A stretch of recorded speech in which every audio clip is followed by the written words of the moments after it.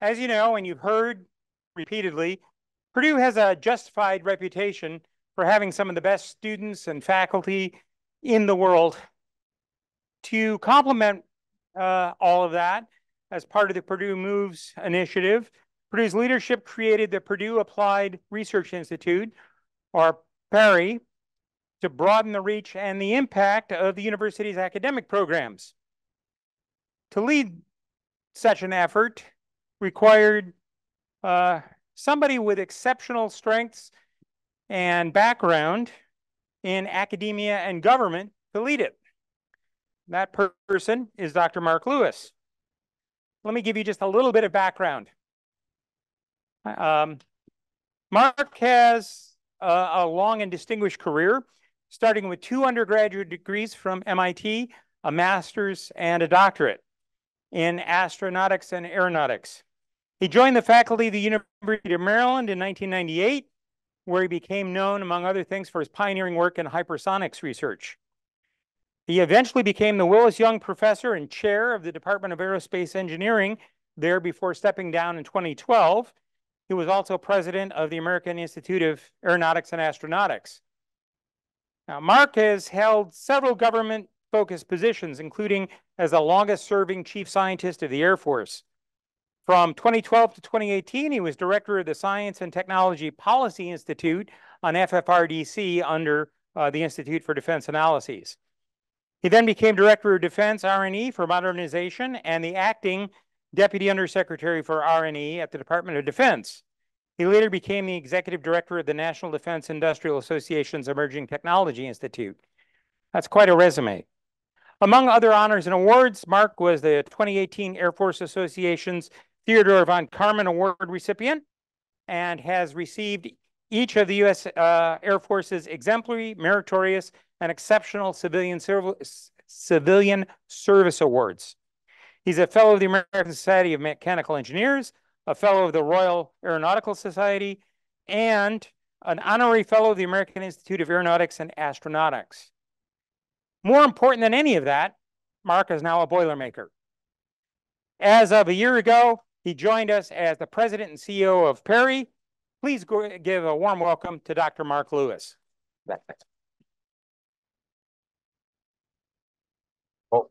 Well, staff, thank you. A number of you have accused me of maybe pulling the fire alarm to keep my time short. I swear to you, it was not me. I had witnesses. They saw my account. Well, if I were really smart, I'd probably end the talk right there because I don't think I can top that. But staff, thanks for the nice introduction. I'm just going to spend a few minutes telling you about PARI, what we're trying to accomplish. We're still a new organization, but I hope it's an organization that's going to be exciting to everyone in this room. So, what is PARI? The easiest way to describe it is PARI is Purdue's next venture to try to apply the capabilities, faculty, infrastructure, test facilities in new ways on behalf of government and industry. Right? PARI is a 501c3 nonprofit limited liability corporation wholly owned by Purdue University. As a separate company, we're led by President and CEO, myself. We've got a Chief Operating Officer, Dr. Kevin Massey, and other industrial leaders, including our Chief of External Relations, Ms. K.M. Maturi, who is somewhere in the audience, our Senior Director for Communications, Ms. Eva Marie Socha, sitting up front. She makes sure I don't say anything really bad. And we are off and running. We are not a UARC, but we are a university-affiliated research institute, which means, for those of you in government and industry, we can do what's called SECA 3 sole source contracting.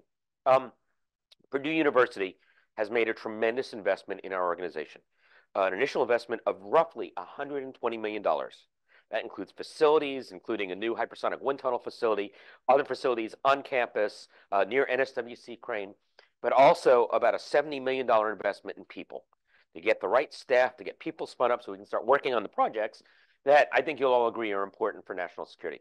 A key aspect of what we do at PARI, we can do classified work. Our wind tunnels are now being certified for secure work.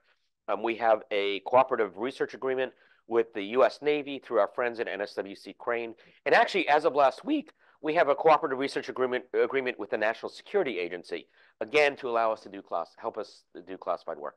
Bottom line is, We leverage the amazing work that's done here at Purdue University, but we can take it to the next level. We can do things that are more applied. We can operate on different timescales, and we can operate in secure environments in response to sponsor needs. And I want to emphasize, PARI is a part of the Purdue overall research portfolio. We sit within the executive office of the Vice President for Research, Dr. Karen Plout. So we get all of our research infrastructure support from Karen's office. And here's the chart that shows the fundamental areas that Purdue is most proud of. One of the things that got me to Purdue is that top center caption, that Purdue is very, very focused on national security and defense. Our president, Mung Chiang, frequently talks about that as a top priority on this campus. And I think PARI is a manifestation of that. PARI also gets involved in some of these other areas. So in addition to national defense, we're doing work on infrastructure. We work with the civil engineers, for example, at Owen Laboratory, just off campus, to develop ways of building facilities very, very quickly. For example, you want to build a concrete structure quickly. You want to do it at low cost, very efficiently. We've got researchers at PARI that can help you do that. We also actually work on economic prosperity and feeding the world, an entire part of PARI that is focused on global development and innovation. All right. And again, I want to emphasize, PARI is just one piece of the puzzle that includes the Purdue colleges, institute centers, and then we also work very closely with our friends over at Discovery Park, led by Dan DeLaurentis, bringing industry on board. We've got industry partners already at PARI. I know we've got Paraton Labs in the audience. Paraton Labs is working with us.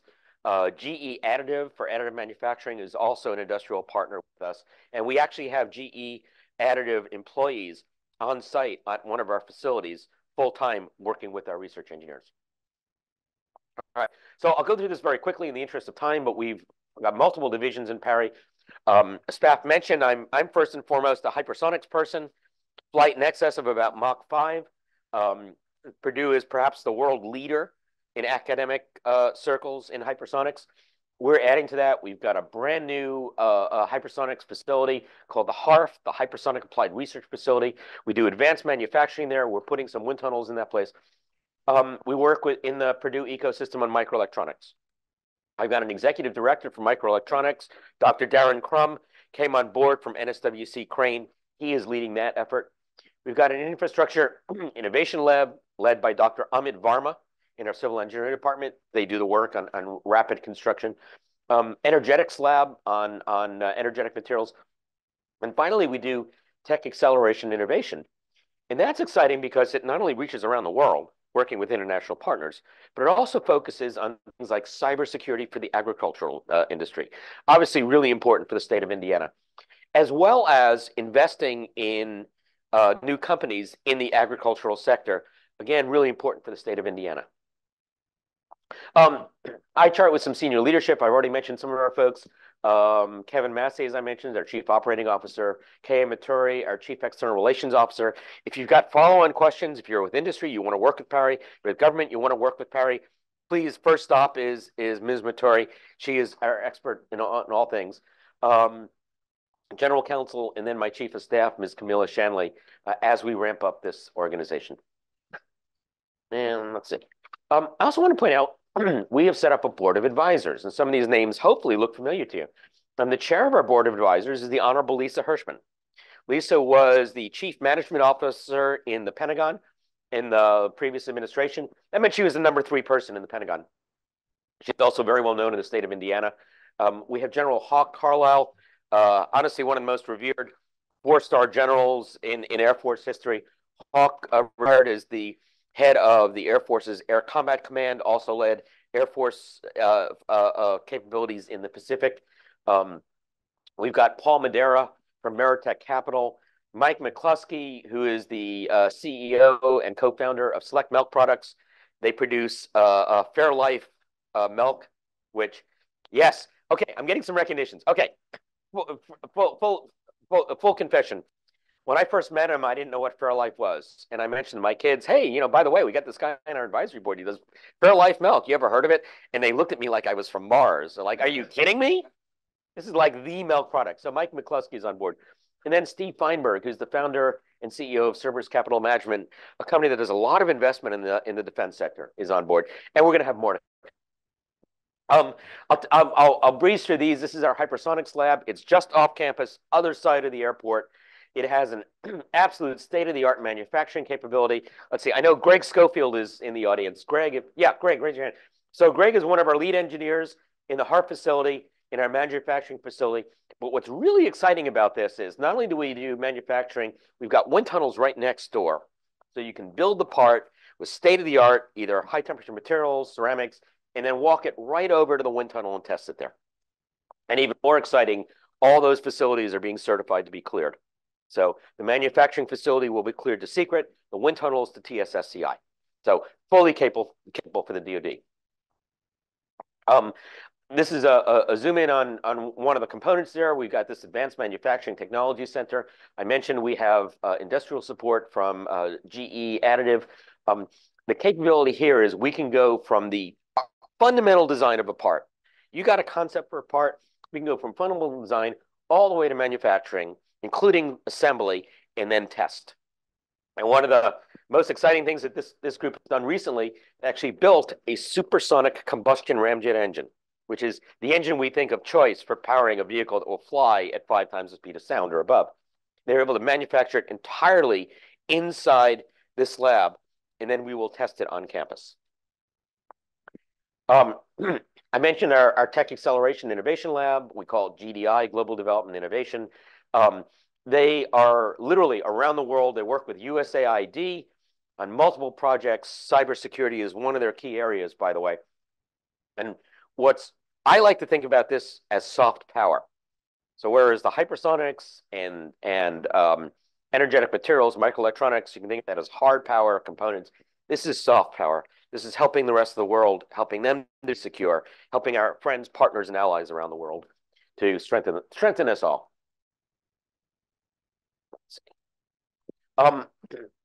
We have a venture capital fund called Dial Laboratories. Digital Innovation and Agri-Food Systems. It's basically it invests in companies in the state of Indiana. It's led by Professor Alan Gray right here on campus. The idea is to encourage innovation, make lives of all of us in distributed manufacturing better for years to come. That is their mission statement. And they focus in particular on food safety, but also looking at supply chain, and cybersecurity is important in their work as well. This is our civil engineering lab, the PARI Infrastructure Innovation Lab that I mentioned, led by Professor Ahmed Varma. You will find no other facility like this at any other university campus. It is an absolutely phenomenal facility. It can test to several million-pound force. It can test concrete structures to failure. But what I am especially proud of is the work that they are doing in support of national security. And you can imagine all the national security investments you might want to make in structures that you build quickly. Air bases that you build quickly, for example, aircraft shelters you might build quickly, test facilities that you might build quickly. You need to build a new test facility. Well, you start with pouring the concrete, and these folks know how to do it. Last slide, this is my get off the stage. I want to highlight perhaps our most important relationship, which is the PARI NSWC collaboration. Most of our work in hypersonics and microelectronics has a tie back to NSWC Crane. They are our very valued partners. They already have sponsored some of our work. In fact, our first contract when I came on board was with NSWC Crane on the microelectronics side. And with Darren Crum on board as the executive director of that lab, we've got even closer ties. We're actually going to put personnel at the Westgate facility, which is right across the street from NSWC Crane. And one of our big thrust areas is workforce development. And so that's part of the mission. We're investing in clean room space down at that facility. And we anticipate many future opportunities working with our Navy colleagues, expanding microelectronics. They are a DoD Center for Hypersonics. They're interested in energetic materials because, the Navy does sometimes shoot at people. And even things like optical materials as future opportunities. So with that, I think I've actually gotten us back on time. So let me see if you have any questions. Yes. See, Joel? No. Yes, I am nothing but, but if not conscious of schedule. Any questions? Anyone? Anyone? Let's not see the same show of hands. All right. Well, if not, thank you very much for your attention and enjoy the rest of the conference.